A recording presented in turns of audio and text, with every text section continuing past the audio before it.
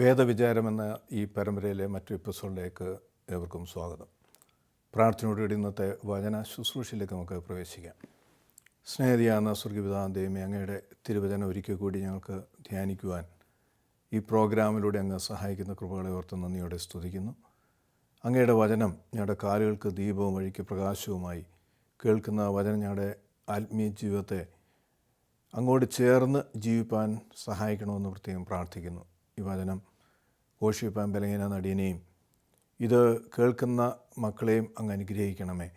അങ്ങയുടെ പരിശുദ്ധാത്മാവ് ഞങ്ങളെ നയിച്ച് നിൻ്റെ നാമം മുഖത്തുപ്പെടുവാൻ ഈ ശുശ്രൂഷയിലൂടെ അങ്ങ് സഹായിക്കണമെന്ന് യേശുവിൻ്റെ അകത്ത് വീക്ഷിക്കുന്ന പ്രാർത്ഥന പിതാവ് കേൾക്കണമേ. ആമേൻ.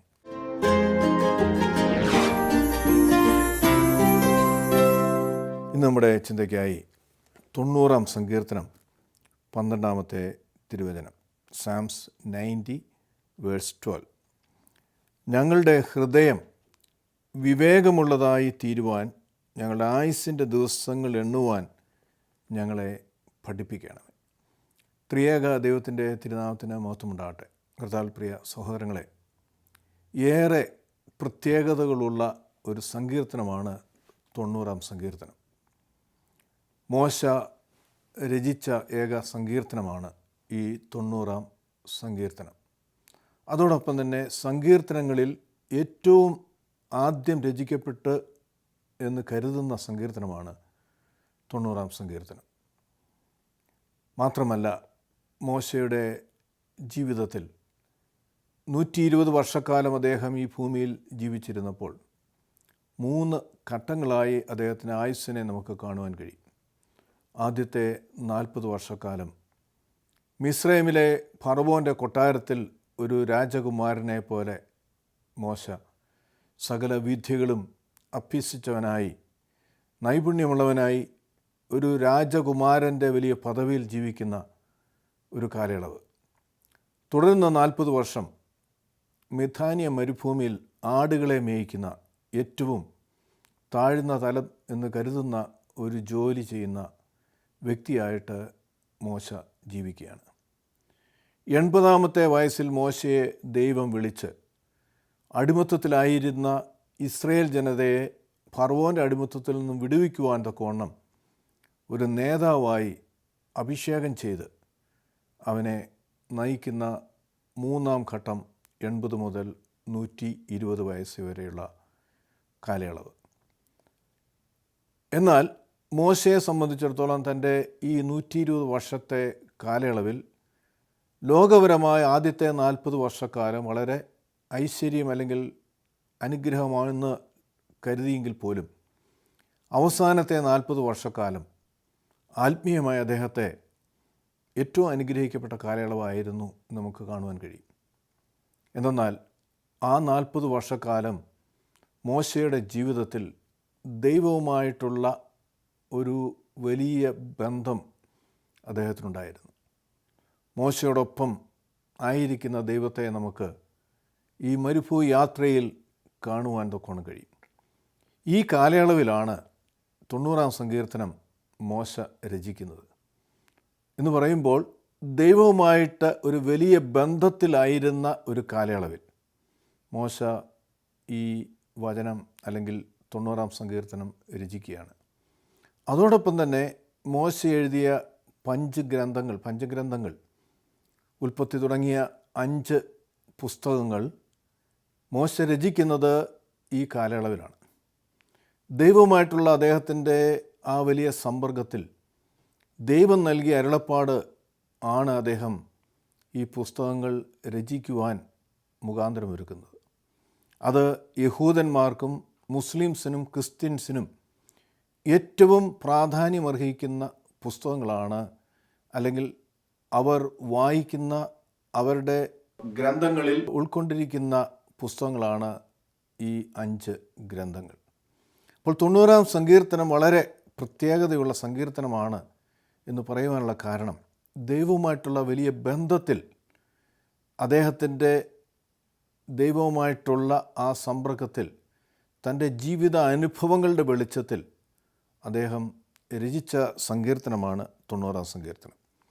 12-ാം വാക്യത്തിൽ നാം വായിച്ചു, ഞങ്ങളുടെ ഹൃദയം വിവേകമുള്ളതായി തീരുവാൻ ഞങ്ങളുടെ ആയുസ്സിൻ്റെ ദിവസങ്ങൾ എണ്ണുവാൻ ഞങ്ങളെ പഠിപ്പിക്കണമേ. ഒരുപക്ഷെ നാം ചിന്തിച്ചേക്കാം, തൻ്റെ ആദ്യ 40 വർഷക്കാലം ഫറവോ എന്ന് പറയുമ്പോൾ അന്ന് ഉണ്ടായിരുന്ന സാമ്രാജ്യങ്ങൾ അല്ലെങ്കിൽ രാജ്യങ്ങളിലെ ഏറ്റവും ഉന്നത സ്ഥാനത്ത് ഒരു രാജകുമാരനെ പോലെ സകല വിദ്യയും അഭ്യസിച്ച് ജീവിച്ചിരുന്ന ഒരു കാലയളവിൽ അദ്ദേഹത്തിന് വിവേകമില്ലായിരുന്നു. മോശയെ സംബന്ധിച്ചോളം ലോകപരമാകുന്ന അനേക ജ്ഞാനം, വിദ്യകൾ അദ്ദേഹത്തിന് അവിടെ സമ്പാദിക്കുവാൻ കഴിഞ്ഞിരുന്നുവെങ്കിലും വിവേകം എന്നുള്ളത് ദൈവത്തിൽ നിന്ന്, ജ്ഞാനമുള്ളത് ദൈവത്തിൽ നിന്ന് ലഭിക്കേണ്ടതായതുകൊണ്ട് അദ്ദേഹം പറയുകയാണ്, ഞങ്ങളുടെ ഹൃദയം വിവേകമുള്ളതായി തീരുവാൻ ഞങ്ങളുടെ ആയുസ്സിൻ്റെ ദിവസങ്ങൾ എണ്ണുവാൻ ഞങ്ങളെ പഠിപ്പിക്കണമേ. ഇന്ന് അദ്ദേഹം എഴുതുമ്പോൾ ഇതിനൊരു പശ്ചാത്തലമുണ്ട്.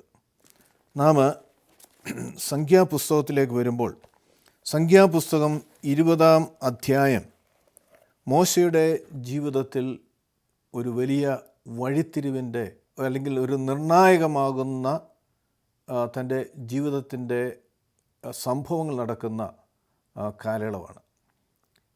സംഖ്യാപുസ്തകം 20-ാം അധ്യായത്തിലേക്ക് നാം വരുമ്പോൾ നമുക്കറിയാം, വളരെയേറെ അത്ഭുതങ്ങൾ മോശ വഴി ദൈവം നടത്തുകയും അത് ഇസ്രായേൽ ജനതകൾക്ക് അനുഭവമാക്കുകയും ചെയ്തൊരു സാഹചര്യത്തിലൂടെയാണ് അവർ കനാനിൻ്റെ പടിവാതിക്കലേക്ക് എത്തുന്നത്. ആദ്യമായി ഫറവോൻ്റെ കൊട്ടാരത്തിൽ വെച്ച് തന്നെ 10 ബാധകൾ അയച്ച്, നിൻ്റെ ദൈവം ആരെന്ന് ഫറവോ ചോദിച്ച ചോദ്യത്തിന് മറുപടി ദൈവം മോശ വഴി നൽകിയാണ്.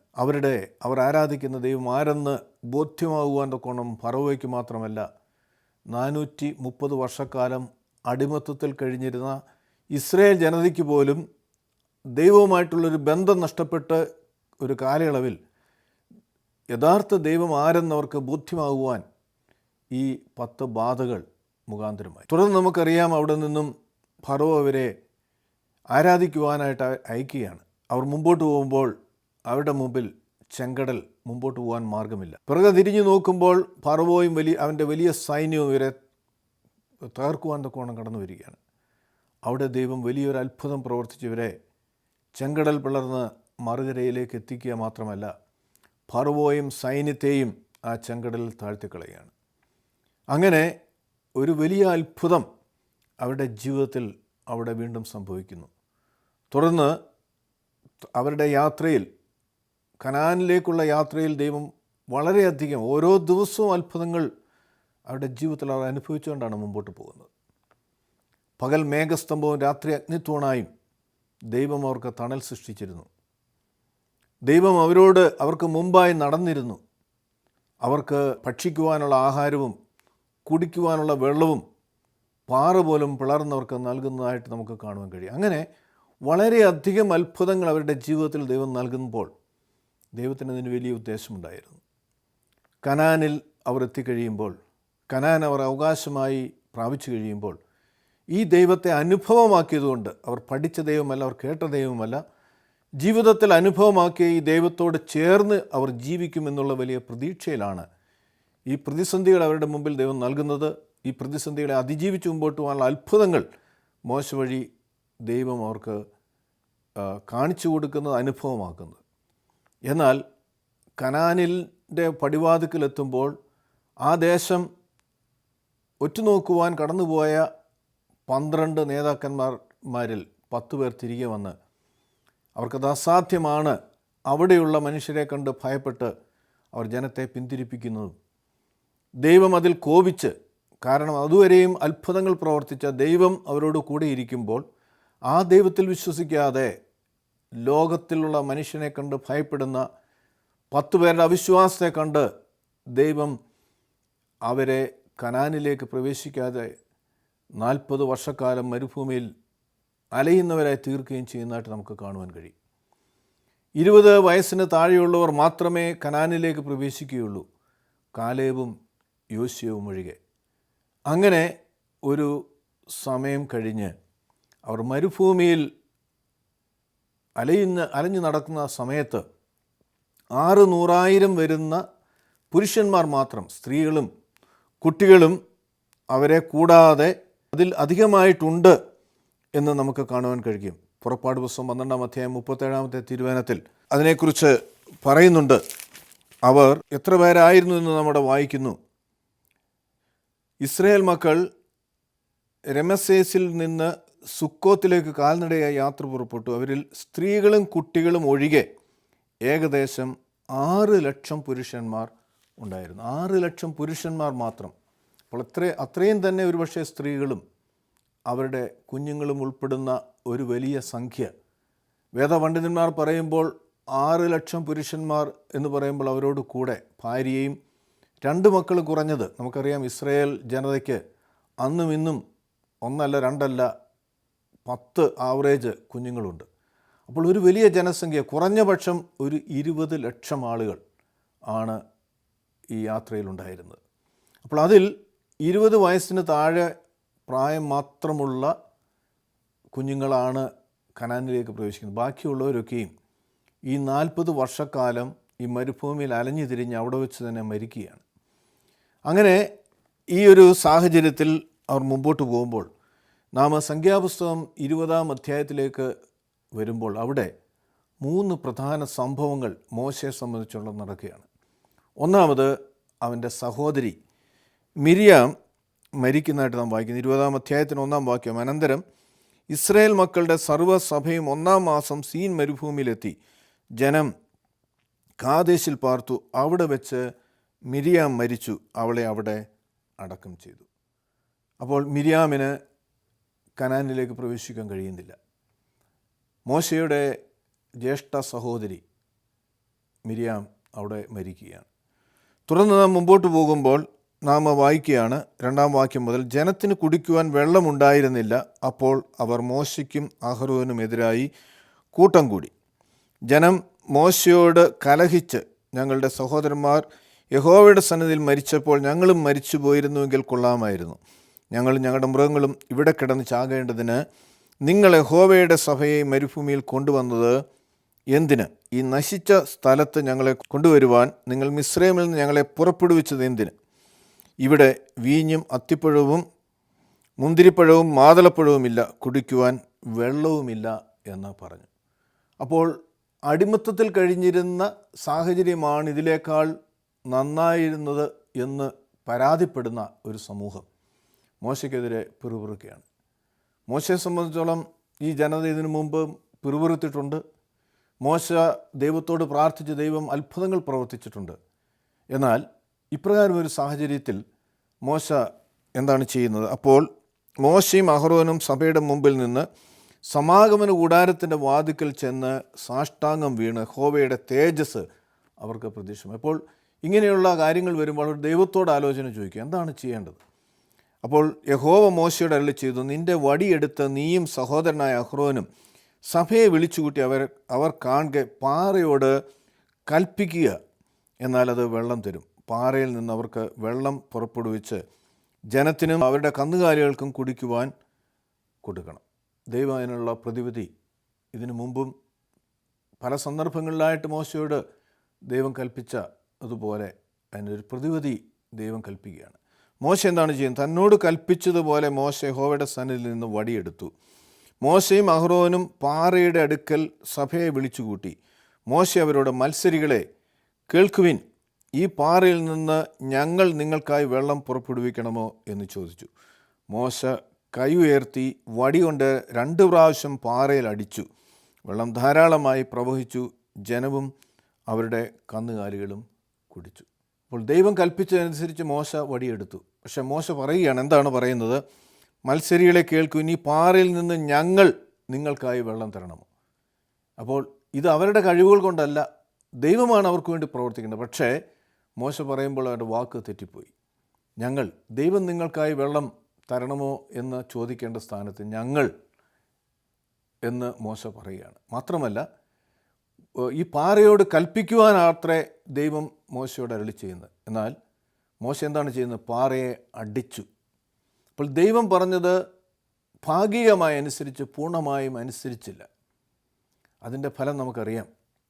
തുടർന്ന് നാം വായിക്കുമ്പോൾ 12 മുതലുള്ള വാക്യം. പിന്നെ യഹോവ മോശയെയും അഹ്റോനെയും നിങ്ങൾ ഇസ്രായേൽ മക്കൾ കാണുക, എന്നെ ശുദ്ധീകരിക്കുവാൻ തക്കവണ്ണം എന്നെ വിശ്വസിക്കാതിരുന്നത് കൊണ്ട് ഈ സഭയെ ഞാൻ അവർക്ക് കൊടുത്തിരിക്കുന്ന ദേശത്തേക്ക് നിങ്ങൾ കൊണ്ടുപോവുകയില്ലെന്ന് അരുളി ചെയ്തു. ഇസ്രായേൽ മക്കൾ യഹോവയോട് കലഹിക്കുകയും അവരിൽ അവർ തൻ്റെ വിശുദ്ധി വെളിപ്പെടുത്തുകയും ചെയ്ത മെരീബ ജലം ഇതാകുന്നു. മോശയോട് പറയണം, നിങ്ങൾ ഇസ്രായേൽ മക്കൾ കാണുക എന്നെ ശുദ്ധീകരിക്കുവാൻ തക്കവണ്ണം എന്നെ വിശ്വസിക്കാതിരുന്നതുകൊണ്ട്. അപ്പോൾ ദൈവം പറഞ്ഞത് പൂർണ്ണമായും അനുസരിക്കാത്തതുകൊണ്ട് ദൈവം പറയുകയാണ്, നിങ്ങൾ എന്നെ വിശ്വസിച്ചില്ല. പണ്ട് അല്ലെങ്കിൽ ഇതിനു മുമ്പ് പാറയെ അടിക്കുവാൻ ഞാൻ കൽപ്പിച്ചിരുന്നു, നീ പാറയെ അടിച്ചു വെള്ളം കൊടുത്തു. ഇപ്പോൾ പാറയോട് കൽപ്പിക്കുവാനത്രേ ഞാൻ നിന്നോട് പറഞ്ഞത് ആവശ്യപ്പെട്ടു, എന്നാൽ നീ പാറയെ അടിച്ചു. അപ്പോൾ എന്നെ വിശ്വസിക്കാത്തതുകൊണ്ട് നീ ഈ കനാനിലേക്ക് പ്രവേശിക്കുകയില്ല, അഹ്റോനും. അപ്പോൾ മോശയുടെ ജീവിതത്തിൽ എന്നേക്കുമായി ദൈവം ഒരുക്കിയ അനുഗ്രഹം അവിടെ വെച്ച് നഷ്ടപ്പെടുന്നതായിട്ട് നമുക്ക് കാണുവാൻ കഴിയും. മോശയ്ക്ക് കനാനിൽ പ്രവേശിക്കുവാൻ തൊക്കെ കഴിഞ്ഞില്ല. മോശ ഇത് ചെയ്യുവാൻ ഒരുപക്ഷെ പാറയെ അടിക്കുവാൻ അല്ലെങ്കിൽ ദൈവം കൽപ്പിക്കുവാൻ പറയുമ്പോൾ അടിക്കുവാനുള്ള കാരണം, ഒന്ന്, ദൈവം പറഞ്ഞത് പൂർണ്ണമായും അനുസരിച്ചില്ല. രണ്ട്, ഈ ജനത്തോടുള്ള അദ്ദേഹത്തിൻ്റെ ദേഷ്യം, അല്ലെങ്കിൽ അവർ ഇന്നും ദൈവത്തെ വിശ്വസിച്ചില്ലല്ലോ അല്ലെങ്കിൽ ദൈവത്തെ അനുസരിക്കുന്നില്ലല്ലോ എന്നുള്ള ഒരു ചിന്തയാകാം മോശയ്ക്ക് ഇത് സംഭവിക്കുന്നത്. എന്തായിരുന്നാലും ഇത് കനാനിലേക്ക് പ്രവേശിക്കുവാനുള്ള പ്രതിസന്ധിയായിട്ട് മാറുകയാണ് മോശയുടെ ജീവിതത്തിൽ. തുടർന്ന് നാം താഴ്ത്തു വരുമ്പോൾ 20-ാം അധ്യായം 24-ാം വാക്യത്തിൽ നാം വായിക്കുകയാണ്, അഹറോൻ തൻ്റെ ജനത്തോട് ചേരും. മെരീബ ജലത്തിങ്കൽ നിങ്ങൾ എൻ്റെ കൽപ്പന ലംഘിച്ചതുകൊണ്ട് ഞാൻ ഇസ്രായേൽ മക്കൾക്ക് കൊടുത്തിരിക്കുന്ന ദേശത്തേക്ക് അവൻ കടക്കുകയില്ല. അപ്പോൾ അഹ്റോനും കനാനിലേക്ക് പ്രവേശിക്കാൻ കഴിയുന്നില്ല. കാരണം അവിടെ വെച്ച് മെരീബ, അതായത് ഈ പാറയോട് കൽപ്പിക്കുന്നതിന് പകരം പാറയെ അടിച്ചതിൻ്റെ ഫലമായി മോശയ്ക്കും അഹ്റോനും ആ വാഗ്ദത്ത ഭൂമിയിലേക്ക് പ്രവേശിക്കുവാൻ കഴിയുന്നില്ല എന്ന് നാം അവിടെ വായിക്കുകയാണ്. അഹ്റോനെയും അവൻ്റെ മകനായ ഏലയാസറിനെയും ഹോർ പർവ്വതത്തിൽ കൂട്ടിക്കൊണ്ടുവരും. അഹ്റോൻ്റെ വസ്ത്രമൂരി അവൻ്റെ മകനായ ഏലയാസറിനെ ധരിപ്പിക്കണം. അഹ്റോൻ അവിടെ വെച്ച് മരിച്ച് തൻ്റെ ജനത്തോട് ചേരും. അങ്ങനെ ആ മരുഭൂമിയിൽ വെച്ച് മിരിയാം മരിക്കുന്നു, വീണ്ടും അഹ്റോൻ മരിക്കുകയാണ്. മോശ മരിക്കുന്നുണ്ട്, പക്ഷേ അദ്ദേഹത്തിൻ്റെ ജഡം സംസ്കരിക്കപ്പെടുന്നതായിട്ട് അല്ലെങ്കിൽ എവിടെ അടക്കിയെന്ന് തിരുവചനം രേഖപ്പെടുത്തിയിട്ടില്ല. അത് കാരണം ഒരുപക്ഷെ അദ്ദേഹത്തെ അടക്കിയ സ്ഥാനം മനസ്സിലാക്കി കഴിഞ്ഞാൽ പിന്നെ അവിടെ നിന്നും ഇസ്രായേൽ ജനത മറ്റൊരിടത്തേക്കും പോവുകയില്ല. അവിടെ തന്നെ അവർ തമ്പടിച്ച് കൂടാരമടിച്ച് അവിടെ ഒരുപക്ഷെ വസിക്കും. എന്തായിരുന്നാലും മോശയ്ക്കും അഹ്റോനും മിരിയാമിനും വാഗ്ദത്ത ഭൂമിയിലേക്ക് പ്രവേശിക്കുവാൻ കഴിയുന്നില്ല എന്ന് നാം കാണുകയാണ്. തുടർന്ന് നാം മോശ ഉടനെ മരിക്കുന്നതായിട്ട് നാം വായിക്കുന്നില്ല. 120 വയസ്സുള്ളവനായിട്ടാണ് മോശ മരിക്കുന്നത്. ദൈവത്തിൻ്റെ സാന്നിധ്യം അദ്ദേഹത്തോടൊപ്പം ഉണ്ടായിരുന്നു. അവർക്ക് ഭക്ഷിക്കുവാൻ തക്കവണ്ണം ദൈവം മന്ന കൊടുക്കുന്നതായിട്ട് നമുക്ക് കാണുവാൻ തക്കവണ്ണം കഴിയും. 40 വർഷക്കാലം ഈ 40 വർഷക്കാലവും മോശ വഴി അത്ഭുതങ്ങൾ പ്രവർത്തിച്ച് ജനത്തിന് ഭക്ഷിക്കുവാൻ തക്കവണ്ണം മന്ന ദൈവം നൽകുകയാണ്. അതോടൊപ്പം തന്നെ നാം ചിന്തിക്കുക, ഈ 40 വർഷക്കാലം അളവ് ദൈവം പറയുന്നുണ്ട്, 20 വയസ്സിന് മുകളിലുള്ള ആരും ഈ വാഗ്ദത്ത ഭൂമിയിലേക്ക് പ്രവേശിക്കുകയില്ല. അപ്പോൾ 6 ലക്ഷം പുരുഷന്മാർ, അവർ തീർച്ചയായിട്ടും 20 വയസ്സിന് മുകളിലുള്ളവരാണ്. 20 വയസ്സിന് മുകളിലുള്ളവരാരും പ്രവേശിക്കുകയില്ല എന്ന് പറയുമ്പോൾ അത് 6 ലക്ഷം പുരുഷന്മാർ, അതോടൊപ്പം സ്ത്രീകൾ, ഇനി അവരുടെ മക്കൾ 20 വയസ്സിന് മുകളിലുള്ളവർ.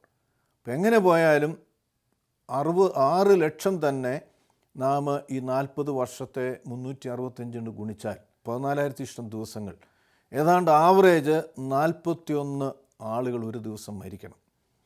കാരണം ഈ 40 വർഷത്തിനിടയിൽ ഇവരൊക്കെയും മരിക്കും. അത് കുറഞ്ഞ പക്ഷം 41 പേർ. അപ്പോൾ സ്ത്രീകളെ കൂട്ടിക്കഴിഞ്ഞാൽ തന്നെ ഏതാണ്ട് 50-ന് മുകളിൽ, അതിലധികം കുഞ്ഞുങ്ങളും വരുമ്പോൾ ഏതാണ്ട് ആവറേജ് 100 പേര് വെച്ചാണ് ഒരു ദിവസം മരിക്കുന്നത്. അപ്പോൾ ഈ മരണം ചുറ്റുപാടും എല്ലാ ദിവസവും നടന്നുകൊണ്ടിരിക്കുകയാണ്. ഇത്രയും ആളുകളുടെ ഇടയിൽ മരിച്ചു കഴിഞ്ഞാൽ ഈ ജഡം അവർക്ക് അവിടെ ഇടാൻ സാധ്യമല്ല. അപ്പോൾ ഈ 40 വർഷക്കാലം അവർ എന്തായിരുന്നു, എങ്ങനെയായിരുന്നു അവരുടെ യാത്ര? മരുഭൂമിയിൽ അലയുക എന്ന് പറയുമ്പോൾ ഈ മരിച്ച് വീഴുന്ന ആളുകളെ അടക്കം ചെയ്തിട്ടേ അവർക്ക് മുമ്പോട്ട് പോകാൻ കഴിയുകയുള്ളൂ. അപ്പോൾ ഏതാണ്ട് 40 മുതൽ 100 പേര് ആവറേജ് ഒരു ദിവസം അവർ ഫ്യൂണറൽ നടത്തുന്ന ഒരു സാഹചര്യം നമുക്ക് മനസ്സിലാക്കുവാൻ തൊക്കണം കഴിയും. അപ്പോൾ ഇത്രയും വരുന്ന ഈ ജനത്തെ അപ്രകാരം അത് അടക്കം ചെയ്ത് പിന്നെ അവിടെ താമസിക്കാൻ കഴിയുകയില്ല, സാധ്യമാകുകയില്ല. പിന്നെ അവിടെ നിന്ന് അടുത്ത സ്ഥലത്തേക്ക്. അപ്പോൾ ഇവർ പോകുമ്പോൾ ഈ കൂടാരം അടിച്ചടിച്ച് അവർ മാറ്റി മാറ്റി പോകണം. അങ്ങനെ 40 വർഷക്കാലം ഈ മരുഭൂമിയിൽ അലയുന്ന ഒരു വലിയ ജനനിധിയെയാണ് നമുക്ക് അവരുടെ ഒപ്പമുണ്ടായിരുന്നവരെയൊക്കെയും അടക്കം ചെയ്തുകൊണ്ട് ഓരോ ദിവസവും അവർ മുമ്പോട്ട് പോകുന്നൊരു സാഹചര്യം നമുക്ക് മനസ്സിലാക്കുവാൻ കൊണ്ട് കഴിയും. അങ്ങനെ ഒരു സാഹചര്യത്തിലാണ് മോശ ഈ സങ്കീർത്തനം രചിക്കുന്നത്. അപ്പോൾ ആയുസ്സിൻ്റെ ദൈർഘ്യത്തെക്കുറിച്ച്, ആയുസ്സിൻ്റെ മഹത്വത്തെക്കുറിച്ച് വ്യക്തമായി മനസ്സിലാക്കിയ മോശയാണ് ഈ സങ്കീർത്തനം എഴുതുന്നത്. അവിടെ നാം വായിക്കുമ്പോൾ ഞങ്ങളുടെ ആയുഷ്കാലം 70 സംവത്സരം, ഏറെയായാൽ 80 സംവത്സരം. അപ്പോൾ മോശയ്ക്ക് 80 വയസ്സിന് മുകളിൽ കഴിഞ്ഞിട്ടില്ല, 80 വയസ്സിന് അപ്പുറമായിട്ട് പോയിട്ടില്ല. ഇത് അദ്ദേഹത്തിൻ്റെ അവസാന ഘട്ടത്തിലെ 40 വർഷങ്ങളിൽ ആദ്യത്തെ വർഷങ്ങളിൽ രചിക്കപ്പെട്ടതാകാം. കാരണം 100 വയസ്സുള്ളപ്പോൾ രചിച്ചതായിരുന്നുവെങ്കിൽ അദ്ദേഹം 100 എഴുതിയാനെ. 80 വയസ്സ്, 70 അല്ലെങ്കിൽ സംവത്സരം, ഏറെയായാൽ 80 സംവത്സരം. അപ്പോൾ തുടർന്നുള്ള കാലയളവ് സംബന്ധിച്ചുള്ള മോശയ്ക്ക് അദ്ദേഹത്തിൻ്റെ ആയുസ്, കാരണം ഈ വാഗ്ദത്ത ഭൂമിയിൽ പ്രവേശിക്കാൻ കഴിയുകയില്ല എന്ന് ദൈവം പറഞ്ഞിട്ടുണ്ട്. അപ്പോൾ ഈ മരുഭൂമിയിൽ മരിക്കുമെന്ന് നന്നായിട്ടറിയാം. അപ്പോൾ അതെന്നാണ് സംഭവിക്കുന്നതെന്ന് മോശയ്ക്ക് അറിഞ്ഞുകൂടാ. അതുകൊണ്ട് അദ്ദേഹം പറയുകയാണ്, ഞങ്ങളുടെ ആയുഷ്കാലം 70 സംവത്സരം, ഏറെ ആയാൽ 80 സംവത്സരം. അതിൻ്റെ പ്രതാപം പ്രയാസവും ദുഃഖവും അത്രേ, അത് വേഗം തീരുകയും ഞങ്ങൾ പറന്നു പോവുകയും ചെയ്യുന്നു. പറന്നു പോവുകയും ചെയ്യുന്നു. അതായത് ഇവിടെ വെച്ച് ഞങ്ങൾ മരിച്ചാൽ പോലും ഇവിടെ അവസാനിക്കുന്നതല്ല ഞങ്ങളുടെ ജീവിതം, ഇവിടെ നിന്ന് മറ്റൊരു സ്ഥലത്തേക്ക് ഞങ്ങൾ പറന്നു പോകും എന്ന് മോശ പറയുകയാണ്. കർത്താവിൽ പ്രിയ സഹോദരങ്ങളെ, നമ്മുടെ ജീവിതയാത്രയിൽ നമ്മുടെ ആയുസ്സിൻ്റെ വലിപ്പവും അതിൻ്റെ പ്രാധാന്യവും എത്ര വലുതാണെന്ന് മോശ നമ്മെ പഠിപ്പിക്കുകയാണ്. ജീവിതത്തിൽ സുഖങ്ങളും സന്തോഷങ്ങളുമായി മുമ്പോട്ട് പോകുമ്പോൾ ആയുസ്സിൻ്റെ ദൈർഘ്യത്തെക്കുറിച്ച് ഒരുപക്ഷെ ചിന്തിപ്പാനോ ദൈവനാമ മഹത്വത്തിനു വേണ്ടി ജീവിക്കുവാനോ നമുക്ക് കഴിയുകയില്ല. എന്നാൽ മോശയെ സംബന്ധിച്ചിടത്തോളം തൻ്റെ 80 വർഷക്കാലം ദൈവത്തിൻ്റെ സാന്നിധ്യം അദ്ദേഹത്തിന് ഒരുപക്ഷെ അധികമായി ഉണ്ടായിരുന്നില്ല എങ്കിൽ പോലും അവസാന 40 വർഷക്കാലം ദൈവ സാന്നിധ്യം കൊണ്ട് അനുഗ്രഹിക്കപ്പെട്ടിരുന്നു. ദൈവം വലിയ അത്ഭുതങ്ങൾ മോശയുടെ കരങ്ങൾ വഴി ഇസ്രായേൽ മക്കൾക്ക് വേണ്ടി ദൈവം പ്രവർത്തിച്ചിരുന്നു. ദൈവത്തെ കൂടുതൽ രുചിച്ചറിയുവാൻ മോശയ്ക്ക് കഴിഞ്ഞിരുന്നു. അതോടൊപ്പം തന്നെ വേദപുസ്തകത്തിൻ്റെ ആദ്യ 5 പുസ്തകങ്ങൾ രചിക്കുവാൻ കഴിഞ്ഞത് ഈ മരുഭൂ യാത്രയിലായിരുന്നു എന്ന് നമുക്ക് കാണുവാൻ തൊക്കെ കഴിയും. മോശയുടെ ജീവിതം, ധന്യമായ ജീവിതം, അവസാന 40 വർഷക്കാലം മരുഭൂമിയിലായിരുന്നുവെങ്കിൽ പോലും ദൈവ സാന്നിധ്യത്താൽ നിറഞ്ഞതായിരുന്നു എന്ന് നമുക്ക് കാണുവാൻ തൊക്കെ കഴിയും. അതുകൊണ്ട് അദ്ദേഹം പറയുകയാണ്, 6 മുതലുള്ള തിരുവചനം, അത് രാവിലെ തഴച്ച് വളരുന്നു, വൈകുന്നേരം അത് അരിഞ്ഞ് വാടിപ്പോകുന്നു. ഞങ്ങൾ നിൻ്റെ കോപത്താൽ ക്ഷയിച്ചു, നിൻ്റെ ക്രോധത്താൽ ഭ്രമിച്ചു പോകുന്നു. ഞങ്ങളുടെ അകൃത്യങ്ങൾ നിൻ്റെ മുമ്പിലും ഞങ്ങളുടെ രഹസ്യപാപങ്ങൾ നിൻ്റെ മുഖപ്രകാശത്തിലും വെച്ചിരിക്കുന്നു. ഞങ്ങളുടെ നാളുകളൊക്കെയും നിൻ്റെ ക്രോധത്തിൽ കഴിഞ്ഞുപോയി. ഞങ്ങളുടെ സംവത്സരങ്ങൾ ഞങ്ങൾ ഒരു നെടുവീർപ്പ് പോലെ കഴിക്കുന്നു. ഞങ്ങളുടെ ആയുഷ്കാലം 70 സംവത്സരം, ഏറെയായാൽ 80 സംവത്സരം.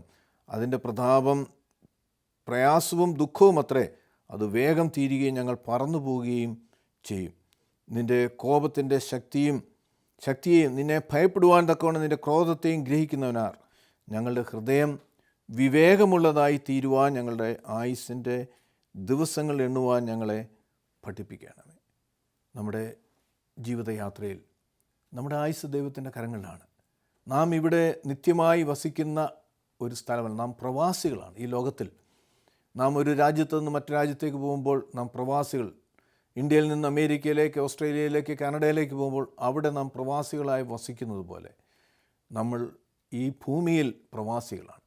ഇവിടെ നിന്നും നമ്മുടെ ആയുസ്സിൻ്റെ ദൈവം കൽപ്പിച്ചിട്ടുള്ള ആയുസ് പൂർത്തീകരിച്ച് ഒരു ദിവസം മരണത്തെ അഭിമുഖീകരിച്ച് ദൈവത്തിൻ്റെ സന്നിധിയിലേക്ക് നാം എത്തുവാൻ ഉള്ള പരിശ്രമമാണ് ഈ ഭൂമിയിൽ നമ്മളിൽ നിന്നുണ്ടാകേണ്ടത്.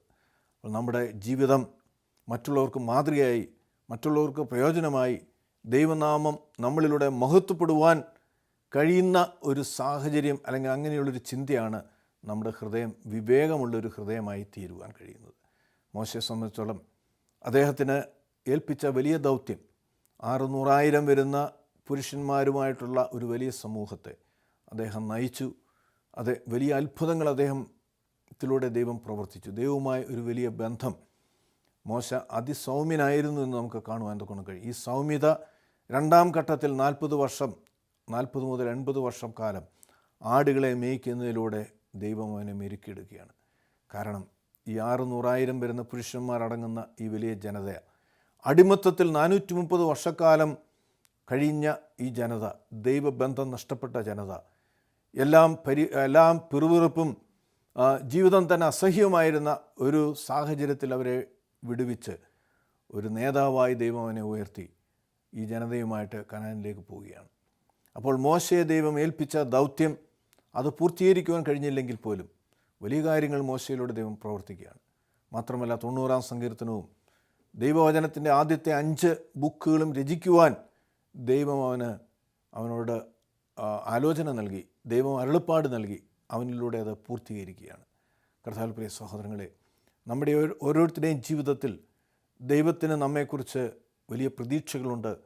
നമ്മുടെ ജീവിതത്തെക്കുറിച്ച് ദൈവത്തിന് ചില ഉദ്ദേശമുണ്ട്. ആ ഉദ്ദേശമനുസരിച്ചാണോ, ദൈവത്തോട് ചേർന്ന് ജീവിക്കുന്ന ഒരു സാഹചര്യത്തിലൂടെയാണോ നാം കടന്നു പോകുന്നതെന്ന് ചിന്തിക്കേണ്ടിയിരിക്കുന്നു. അത് നാം അതിൻ്റെ പൂർണ്ണതയിൽ പൂർത്തീകരിച്ച് കഴിയുമ്പോഴാണ് ദൈവം നമുക്കായി ഒരുക്കിയിരിക്കുന്ന ആ വലിയ വാഗ്ദത്ത ഭൂമിയിലേക്ക് പറന്നു പോകുവാൻ തക്കവണ്ണം നമ്മുടെ ആയുസ്സിൻ്റെ എണ്ണം തീരുമ്പോൾ നമുക്ക് കഴിയുന്നത് എന്ന് തിരുവചനം നമ്മെ ഓർമ്മപ്പെടുത്തുകയാണ്. അതുകൊണ്ട് നമുക്ക് ഈ മോശയെ പോലെ നമുക്ക് പ്രാർത്ഥിക്കാൻ, ഞങ്ങളുടെ ഹൃദയം വിവേകമുള്ളതായി തീരുവാൻ, ഞങ്ങളുടെ ആയുസ്സിൻ്റെ ദിവസങ്ങൾ എണ്ണുവാൻ ഞങ്ങളെ പഠിപ്പിക്കണമേ. ദൈവത്തിൻ്റെ പരിശുദ്ധാത്മാവ് നമ്മെ ഓരോരുത്തരെയും സഹായിക്കട്ടെ, ശക്തീകരിക്കട്ടെ. ദൈവം നമ്മെ ഓരോരുത്തരെയും അനുഗ്രഹിക്കട്ടെ.